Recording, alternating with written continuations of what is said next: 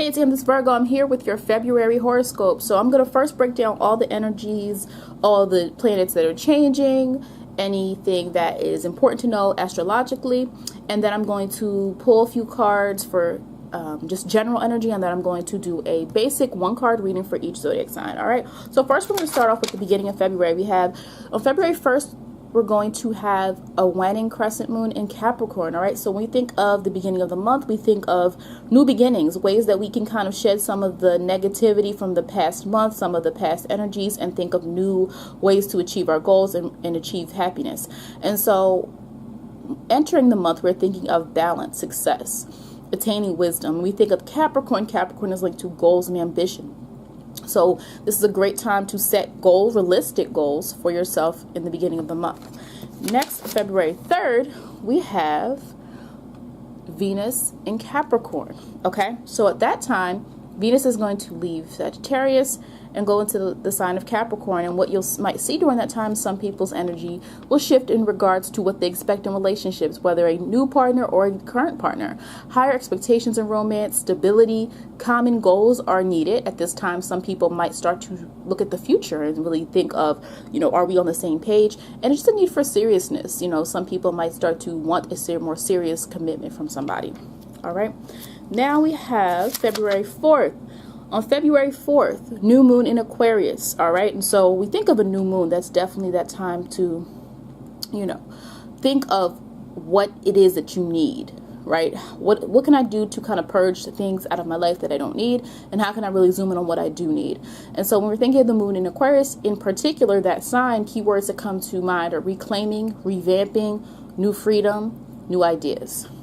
Okay, especially when you think of how revolutionary Aquarius can be because of they're ruled by Uranus. Also, they're ruled by Saturn too, but a lot of times we equate it mostly with this idea of change, right? So Mercury enters Pisces February 10th. So we're going to, start to see, whether in our own lives or just society in general, listening skills are more needed. Compassion, empathy, those things are going to be more in the forefront. There could be an event that happens that allows people to feel more compassionate for others.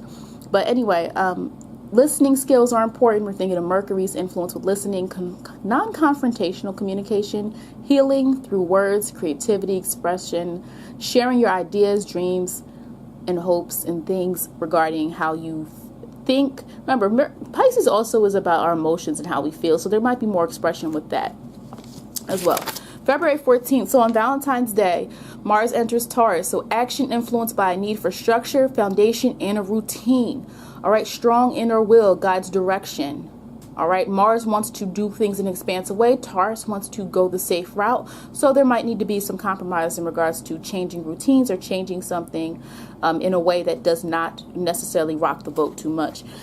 Sun in Pisces starts February 18th. So all the Pisces folks, your season starts. And so when we think of Pisces, especially the sun, sensitivity, the collective, everyone, loving, caring about everyone, visionary, uniqueness, elusiveness, the unseen. You have to dig deep with Pisces.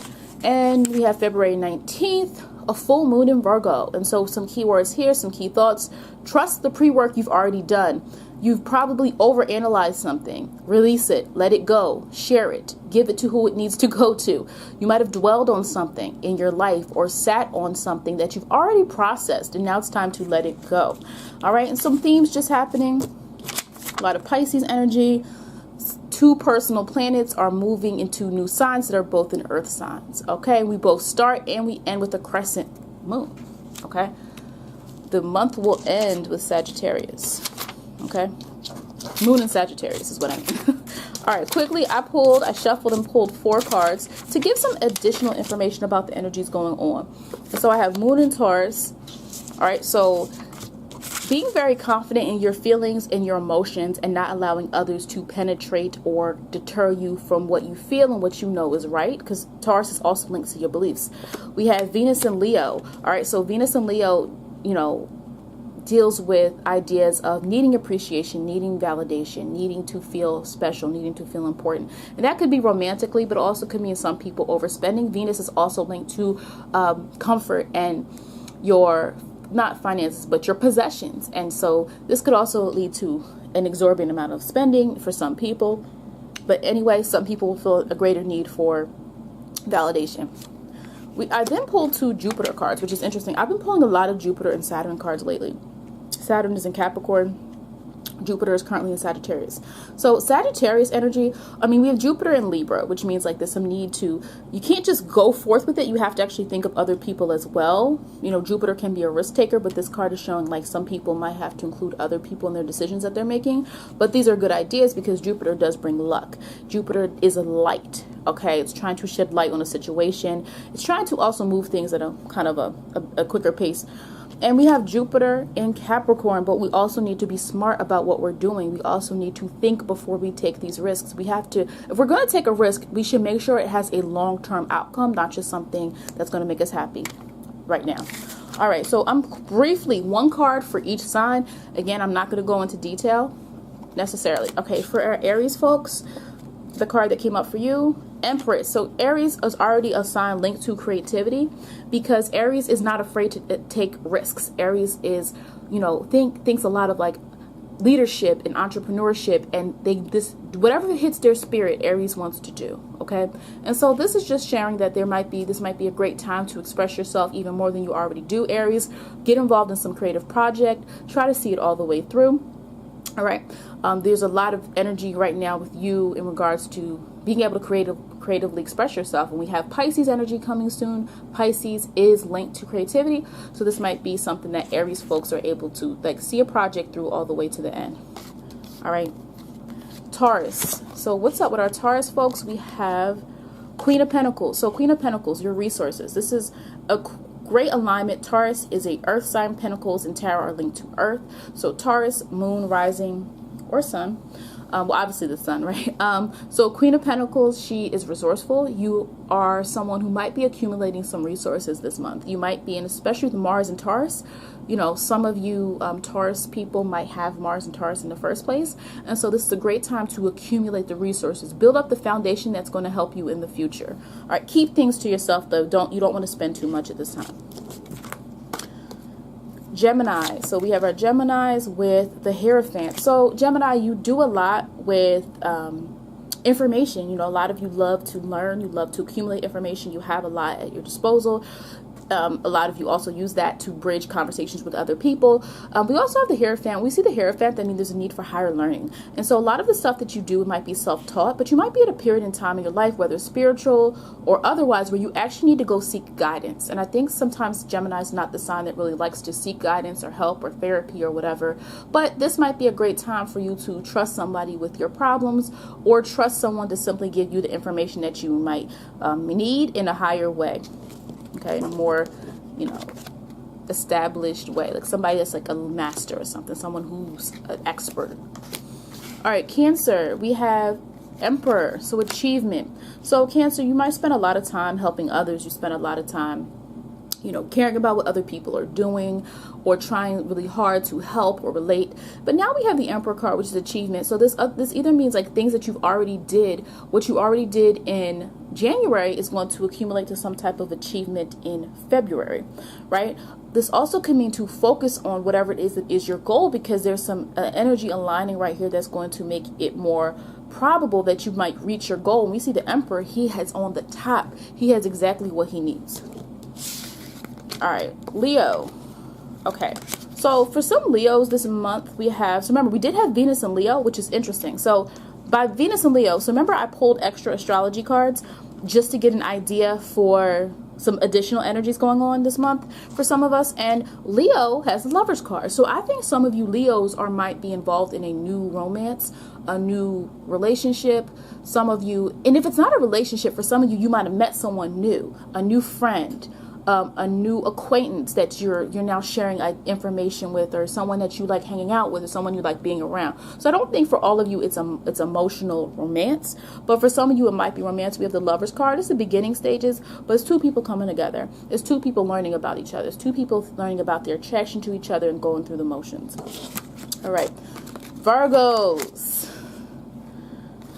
All right, Virgo, and I can relate to this. Okay, So I know this reading is on point. So Virgo, some of us are feeling very limited. We're feeling restricted in some area of our life where we just don't feel like either we lack options, or the options that we have, it's very difficult for us to make a decision, because either way it's going to lead to something we don't want to happen. Like, we're trying to figure things out, but we just feel so locked in. There might be a lack of freedom in some area of your life, and you feel just restricted in some way, shape, or form.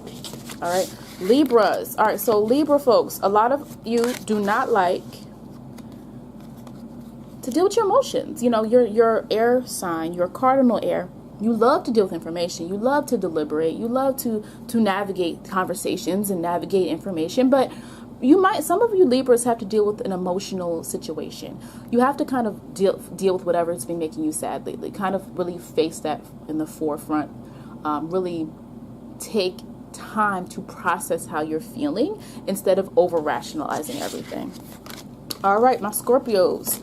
We have this here. We have the High Priestess. All right, I think this is a perfect alignment. Intuition.